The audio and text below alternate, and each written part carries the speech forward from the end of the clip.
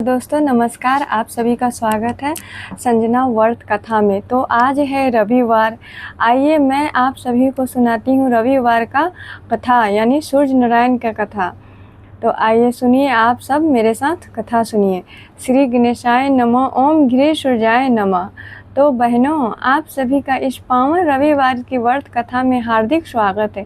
बहनों, कहते हैं कि जब मनुष्य के जीवन में बार बार बाधाएं आने लगे, मेहनत के बाद भी सफलता हाथ न लगे, घर में रोग, चिंता, आर्थिक तंगी का वातावरण बना रहे, तब केवल भाग्य को दोष देने से कुछ नहीं होता।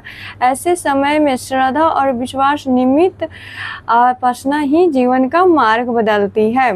रविवार का व्रत केवल धन या सुख पाने का व्रत नहीं है, यह आत्मविश्वास और स्वास्थ्य, सम्मान में और सकारात्मक ऊर्जा प्राप्त करने का भी व्रत माना गया है।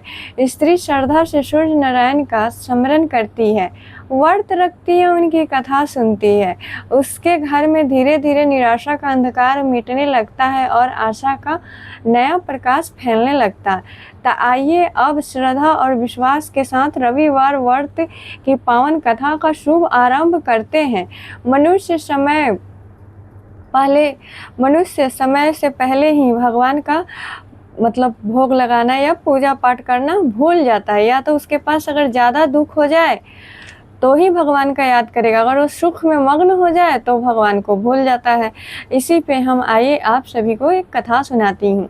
बहुत समय पहले की बात है, एक शांत और सुंदर नगर में एक निर्धन ब्राह्मण अपनी पत्नी के साथ रहता था।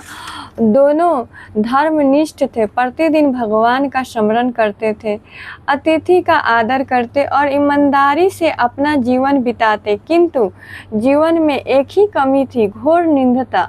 दिन भर परिश्रम करने के बाद भी इतना ही धन कमा पाते कि किसी भी प्रकार 2 समय का भोजन बना सके।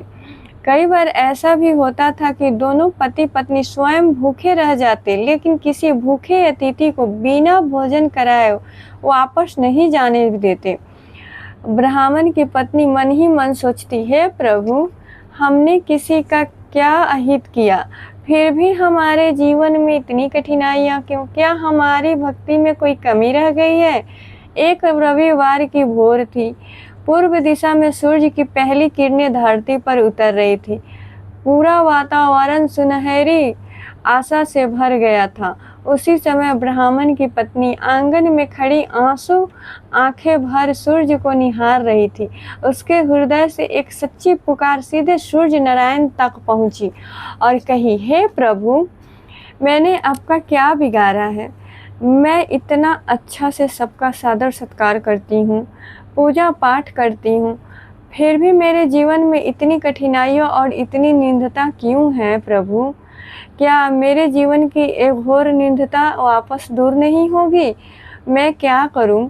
ये पुकार सीधे सूर्य नारायण तक पहुंची। फिर उस सूर्य नारायण ने भेष बदला और एक साधु का रूप धारण किया और उनकी कुटिया में पधारे। बोले, पुत्री, मुझे कुछ भिक्षा दे दो।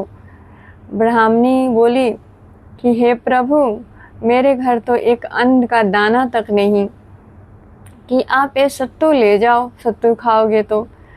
सूर्य नारायण बोले, ठीक है पुत्री, यहीं दे दो। ब्राह्मणी ने दे दिया। फिर सूर्य नारायण रुके, बोले कि तुम तो अभी मेहनती हो, फिर भी तुम्हारे घर में इतनी कठिनाइयाँ क्यों हैं? तो ब्राह्मणी बोलती है, हे प्रभु, मैं आपको क्या बताऊं? मेरे पति इतने मेहनत करने के बाद भी वो 2 वक्त का ही अन्न जुटा पाते हैं, कभी कभी वो भी नहीं हो पाता है। और मैं पूजा पाठ भी बहुत करती हूँ, इतनी घोर गरीबती है मेरे घर में कि मैं क्या बताऊँ। सूर्य नारायण बताएं कि आप टेंशन ना लो, आपकी सारी गरीब दूर हो जाएगी। अब सुबह रविवार के दिन उठना, घर आंगन को गोबर से लिपना, नियमित सूर्य के पहली किरणों का सूर्य नारायण को जल देना और मंत्र का जाप करना। ओम श्री सूर्याय नमः 11 बार मंत्र बोलना और आप सूर्य नारायण को जल देना से नियमित धन की प्राप्ति होगी आपको रोज। तो फिर क्या था, ब्राह्मणी रोज सुबह उठती और सूर्य नारायण की जल देती और रविवार को रविवार वो उपासना रखती सूर्य नारायण की नाम से, उनके मतलब व्रत पे रखती और रोज़ कथा सुनते। इसी तरह करते करते कुछ समय बीत गए। फिर ब्राह्मणी को अपने पति द्वारा संदेश मिला कि उनकी काम में बहुत बढ़ोतरी हुई है, बहुत फ़ायदा हुआ है। फिर ब्राह्मण एकदम खुशी से उछल पड़ा और अपने पत्नी से बोला, अजी सुनती हो, मेरी गरीबी का दिन अब लगता है दूर होने वाला है, अब भर पेट भोजन हम लोग के नसीब होगा।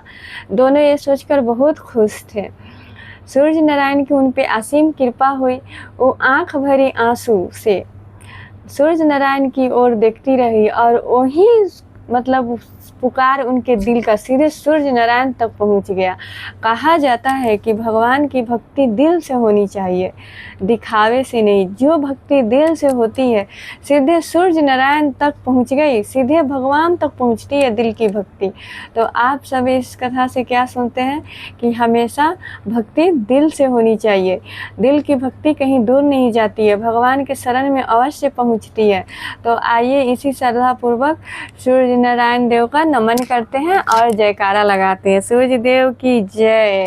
और मैं कथा का यहीं पे विराम देती हूँ।